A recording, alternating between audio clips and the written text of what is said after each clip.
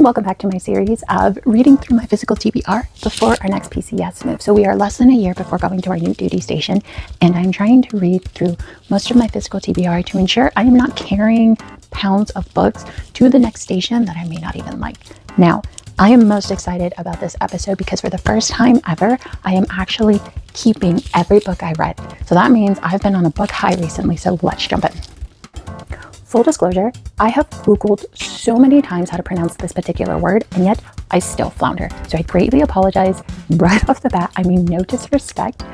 This particular book, though, I had such a love-hate relationship with it, and yet love ended up winning out. And that is I Want to Die, But I Want to Eat, Tailbaki. That is definitely not how you pronounce it, but Conversations with My Psychiatrist. Now, this is a very particular type of memoir that is basically this person recorded her therapy sessions and then translated them into a book. Now, the hate part comes into I wasn't really a fan of the author to begin with, and the psychiatrist actually offered some advice that was questionable. However, as someone that has gone through therapy, that's still going through therapy actually to this day, and has kind of seen the growth that can happen over some time, it really struck a chord, and I was able to actually resonate with the author quite a bit more than I thought I would.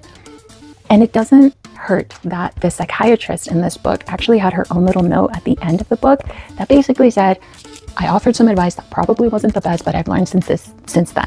There is a sequel to this book. I have yet to decide if I'm actually going to read it, but for now, this one is staying in my physical library.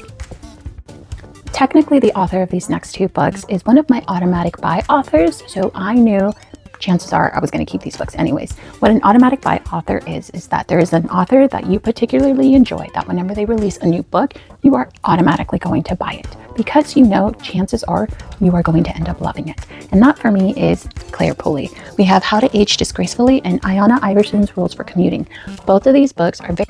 Okay, I had to take a quick break because the jets were flying over. I live on a military base, so I have to time when I make these videos. But as I was saying, both of these books are very reminiscent of The Anonymous Project, also written by Claire Pooley. However, the atmosphere, the characters, all of them is their own kind of special.